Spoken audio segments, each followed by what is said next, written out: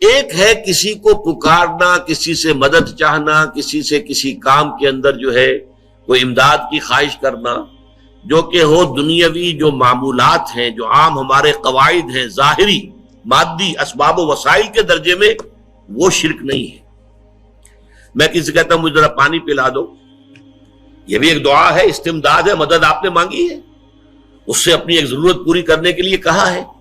لیکن کیا ہے یہ کہ گھڑا ہے وہاں رکھا ہوا ہے، وہاں پانی ہے، اس میں سے پانی لائے گا وہ دے دو۔ جو ظاہری قوانین طبیعہ جو ہے ان کے دائرے کے اندر اندر کوئی دعا، کوئی استمداد، کوئی استعانت، کوئی استغاثہ، اس میں کوئی حرج نہیں۔ غیبی اعتبار سے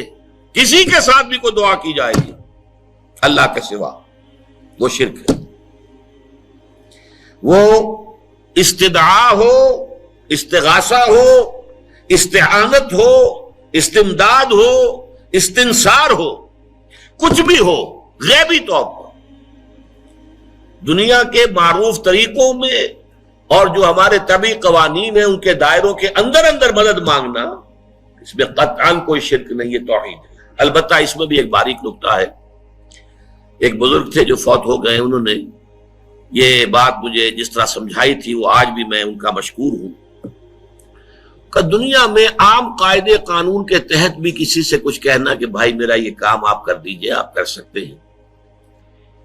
ایک دفعہ کہنا جائز ہے، دوسری مرتبہ یاد دلا دینا کہ شاید بھول گئے، وہ بھی جائز ہے، تیسری مرتبہ کہنا شرک ہو جائے گا۔ تم نے یہ سمجھا ہے کہ تمہارا کام یہی کر سکتا ہے، کام کرنے والا تو اللہ ہے۔ لا فاعل فی الحقیقت ولا مؤثر الا اللہ، حضور نے فرمایا کہ اگر تمہیں جوتا باندھنے کا تسمہ درکار ہو تب بھی اللہ سے مانگو، کسی کے سامنے سوال کا جو ہاتھ جو ہے وہ دراز نہ کرو۔ اللہ نے تمہیں ایک عزت نفس دی ہے، اس عزت نفس کو دھیلا نہ بناؤ، کسی کے سامنے جو ہے اپنا ہاتھ پھیلا دینا، اپنی عزت نفس جو ہے اس کو ختم کر دینا ہے، مت مانگو کسی سے کچھ۔ لیکن یہ کہ ٹھیک ہے دنیا میں کام چلتا ہے۔ حضور کا شکی شان تو یہ تھی کہ اگر آپ سواری پر ہوتے تھے اور آپ کی چھڑی گر گئی تو سواری کو بٹھا کے اس سے اتر کر چھڑی خود اٹھاتے تھے، آپ کسی اپنے ساتھی سے یہ نہیں کہتے تھے کہ میری چھڑی پکڑا دو گی۔ آپ کی تو غیرت کا عالم جو ہے وہ بہت بلند تھا، بہت بلند تھا، بہت بلند تھا۔ لیکن دنیاوی عام طریقے سے یہ کہ ٹھیک ہے بھئی آپ ایک کام ہے آپ کر سکتے ہیں، یہ کر دیجیے، اسے کہہ دیا ٹھیک ہے میں کروں گا، پھر بھول گیا یا کچھ اور ہوا، دوسری مرتبہ یاد دہانی کرا دی، تیسری مرتبہ جو ہے انہوں نے کہا کہ پھر اس میں شرک کی بو آنے لگتی ہے کہ معلوم ہوتا ہے کہ آپ نے سمجھا ہے کہ اسی کو اختیار حاصل ہے، یہی مقتدر ہے،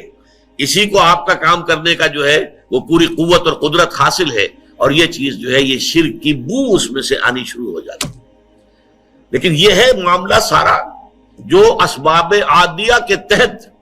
اس سے ماورا آپ کسی کو نہیں پکار سکتے۔ دیکھیے سب سے بات نکتے کی بتا دوں آپ کو، فرشتے کو تو ہم مانتے ہیں نا،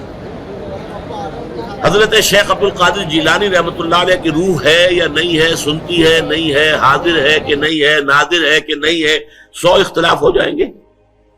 اختلافات کی تو گنجائش ہے نا۔ فرشتہ ہے یا نہیں ہے، وہ تو فرشتہ تو ہے، آپ کے دونوں کندھوں پہ بیٹھا ہوا ہے، کرامن کاتبین ہے کہ نہیں ہے، یرسل علیکم حفظہ، آپ کے جو باڈی گارڈ اللہ فرشتہ نہیں بھیجتا، لیکن آپ فرشتے سے بھی نہیں کہہ سکتے کہ میرا یہ کام کرو۔ فرشتے کے وجود پہ تو کوئی شک نہیں ہے، یا جبرائیل میرا یہ کام کرو، قطعاً نہیں، غلط، شرک۔ لا تدعو مع اللہ احدا، اللہ کے سوا پکارنا کسی کو نہیں ہے، دعا کسی سے نہیں ہے، استغاثہ کسی کا نہیں ہے، استعانت کسی سے نہیں ہے، استمداد کسی سے نہیں ہے، استنصار کسی سے نہیں ہے سوائے اللہ کے۔